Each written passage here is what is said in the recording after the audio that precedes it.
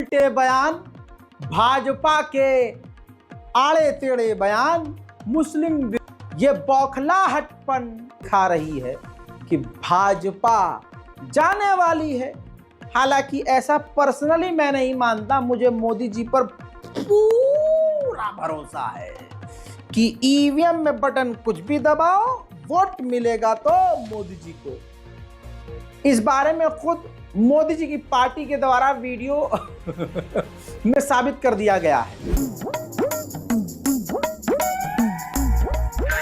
हाँ, मोदी जी की पार्टी ने खुद ही वीडियो जारी करके साबित कर दिया कि किस तरह से बटन वो 1 नंबर का दबा रहे हैं। ये देखिए, बटन दबा रहा है सबसे ऊपर वाला और वोट जाता है बीजेपी को। अरे मोरे मैया, ये क्या हो गयो। मेरे दोस्तों बता दूं कि इस वीडियो को डिलीट कर दिया गया है, लेकिन अब क्या फायदा, मोदी जी का सारा प्लान तुमने बता दिया है। मजा आया? फिर से देखिए ध्यान से ये वीडियो और मजा लीजिए। हकीकत ये भी है कि बीजेपी की पार्टी में किराए की भीड़ आ रही है। साबित हो रहा है, जेपी नड्डा हरियाणा में रैली करने के लिए पहुंचे। अब वहां जो भाजपा के युवा लड़के नजर आए बीजेपी का पट्टा पहने हुए, लोकल पत्रकार ने कैमरा मुंह पर चिपकाकर पूछ लिया, भाई साहब यहाँ कैसे? तो उनका मन नहीं बेरा भाई साहब, पता नहीं हरियाणवी भाषा में क्या कहा, आप समझ सकते हैं। उन्होंने कहा कि भाई हमें नहीं पता, हमें तो बोला 500 रुपये मिलेगा बीजेपी के रैली है, चलो हम आ गए। हमें नहीं पता कौन नेता है कौन ना। एक बुलाउंडे ने तो 500 का नोट ही दिखा दिया, जो हमें ये मिला है। मजा लीजिए, सच्चाई देखिए। यहाँ पे भी आप देख रहे हैं इलेक्शन के माहौल के लिए यहाँ पे भी रैली करी गई है, इलेक्शन चल रहे थे। भाई हमने ना बेरा, हम तो हम बुला रखे हैं। हाँ अच्छा, हमने बेरा नहीं किसका के था, बस आपको वैसे बुलाया गया। हमने दोनों भी ना बेरा भाई कौन है ये है ये कुछ जाया करा नहीं बेरा। अच्छा सुनते हैं ना, रवि मिल जाएंगे पार्क में थे, उधर ले गया हमने, बीजेपी के बंदे थे वह बुला लिए हम दोनों ना बेरा के कुछ से के ना है। क्या बात कर रहे हैं? हम थोड़ा रुपये दे के बुलाए हैं भाई, 500 रुपये दे रखे हैं। अच्छा, कब आ रहे हैं भाई? आप ये दावा कर रहे हैं कि आप यहाँ पैसे लेंगे? हाँ ये रुपये भाई ले, तो 500 ले रहा है, क्या करती भाई?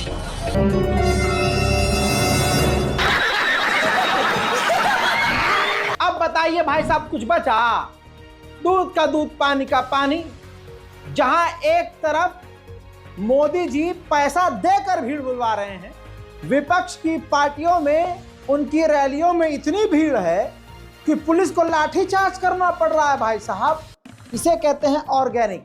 देखिए, जय संग्राम और माननीय राष्ट्रपति भारतीय अंग्रेजी को बोलने के लिए आए हैं, उनसे अनुरोध करता हूँ कि आवे और अपील करें और मेरी आदत मोदी साहब।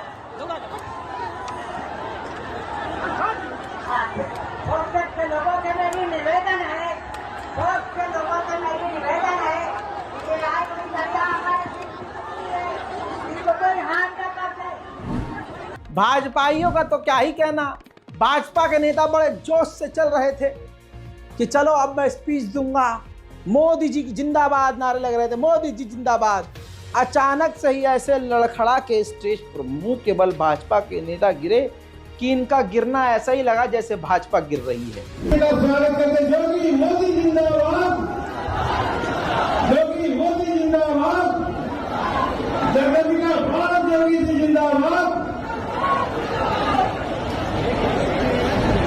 एनडीए से उम्मीदवार संगम लाल गुप्ता तो बीजेपी के लिए अपने लिए वोट मांगते मांगते अगला इंसान रो पड़ा। मैं तेरी हूँ, मैं गरीब हूँ, मैं नहीं चाहता हूँ, क्या मैं लोकसभा में नहीं बैठ, मैं क्या संसद में नहीं बैठ सकता, मुझे वोट दे दो। अरे देखो, कुछ लोग जो हमारा विरोध कर रहे हैं, क्योंकि मैं तेली समाज से आता हूं मित्रों, आपके समाज से आता हूं, इसके लिए हमें लोग विरोध करने का काम कर रहे हैं, क्योंकि मैं तेली समाज से आता हूं। क्या कोई तेली सांसद नहीं बन सकता है? क्या कोई यहाँ छत्री बन सकता है? इस राजाओं के गढ़ में कोई तेली नहीं सांसद बन सकता। मैं आपके समाज से आता हूं मित्रों, और आपने महसूस भी किया 2019 से लेकर आज तक मैंने किसी का अपमान नहीं किया, कोई भी समाज का व्यक्ति हो मित्रों, तो आप सब लोगों से मैं अपेक्षा करता हूं कि आप सब लोग अपने चरणों की धूल निरंतर हमें याद देंगे। उधर कंगना रनावत हिमाचल प्रदेश से खड़ी हुई, जिसके हिसाब से 2014 में देश आजाद हुआ, उससे पहले आजाद नहीं था। ऐसी नंगी फिल्म करने वाली, ऐसी नग्न और फालतू के उल्टे सीधे बयान देने वाली को बीजेपी ने चुनाव का टिकट दे दिया, वोट मांगने के लिए खड़ा कर दिया। वहीं लोकल लोगों ने, जहां से वो खड़ी हुई, लोगों ने ऐसा विरोध किया कि कंगना रनावत की कंगना और उसकी रनावत अलग हो गई होगी। देखिए,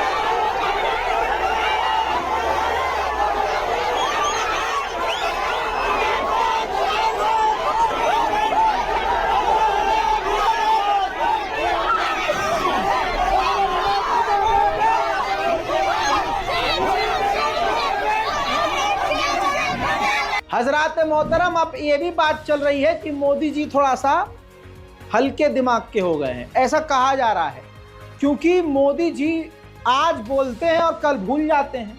कल कहते हैं मैंने ऐसा कुछ बोला ही नहीं। गजनी जैसी सिचुएशन हो रही है। अब सोचिए, उन्होंने एक बार फिर से ऐसा बयान दिया जिस पर दुनिया में कोई व्यक्ति भरोसा नहीं कर सकता। स्टेज पर खड़े होकर हमारा चुना हुआ प्रधानमंत्री, वो भी माननीय प्रधानमंत्री, ये बोल रहा है कि शहजादा, कांग्रेस का शहजादा यानी राहुल गांधी भारत को विदेश जाकर गाली बकता है। कांग्रेस और इंडी गठबंधन वालों को भारत का गौरव गान हजम नहीं होता। और ये करते क्या है? कांग्रेस के शहजादे भारत को गाली देने के लिए विदेश जाते हैं। ये इंडी गठबंधन वाले चुनाव भी किस एजेंडा पर लड़ रहे हैं? इनका एजेंडा है कश्मीर में आर्टिकल 370 फिर से लाएंगे। इनका एजेंडा है सीएए को रद्द करेंगे। इनका एजेंडा है भ्रष्टाचार पर जो कड़े कानून बने उन्हें रद्द करेंगे। क्या ये सब करने के लिए आप कभी भी ये इंडी अलायंस वालों को, सपा कांग्रेस वालों को एक भी वोट देंगे क्या? देंगे क्या? क्या देश को दिशा देने वाली प्रयागराज की धरती को इन लोगों की हरकत मंजूर होगी क्या? कांग्रेस का शहजादा छोड़ो, दुनिया का कोई एक शहजादा दिखा दो। कोई ऐसा नवाब का बीप नहीं है जो भारत को खड़ा होकर गाली बक दे। लेकिन भारत का प्रधानमंत्री किस लेवल पर नीचे आ गया कि एक इंसान पर, जो देश के लिए लड़ रहा है, जो इसी देश का नागरिक है, उस पर इल्जाम लगा रहा है अगला इंसान सिर्फ वोट हासिल करने के लिए कि वो विदेश जाकर भारत को गाली बकता है। और राहुल गांधी की इतनी औकात हो, और राहुल गांधी ने जिंदगी में कभी भारत को गाली बकी हो ना, कभी भी विदेश जाकर, तो उसी दिन आज ऐलान कर रहा हूं, मोदी जी अपने हाथों से ये चैनल डिलीट कर दूंगा, अपने हाथों से। याद रखिएगा, मैं किसी को प्रमोट नहीं कर रहा हूं, ना मैं किसी को सपोर्ट कर रहा हूं। राहुल गांधी जीते या कोई और, जीतेंगे तो आप ही मुझे आपकी पूरी जो ईवीएम का खेल है, पूरा भरोसा है आपके उस खेल पर। लेकिन बता दूं, राहुल गांधी को मैं सपोर्ट न करते हुए इस बात की गारंटी ले रहा हूं कि राहुल गांधी ने कभी भी भारत को गाली नहीं बकी होगी। और इस बात की गारंटी जरूर है कि देश तोड़ने की बात आप करते होंगे और आपके लोग करते होंगे। कैसे? अमित शाह जी को देख लीजिए। अमित शाह उड़ीसा में जाकर कह रहे हैं, भड़का रहे हैं कि आपके ऊपर भाइयों बहनों कोई तमिल या कोई दूसरे स्टेट का राज कर सकता है क्या? कर सकता है क्या?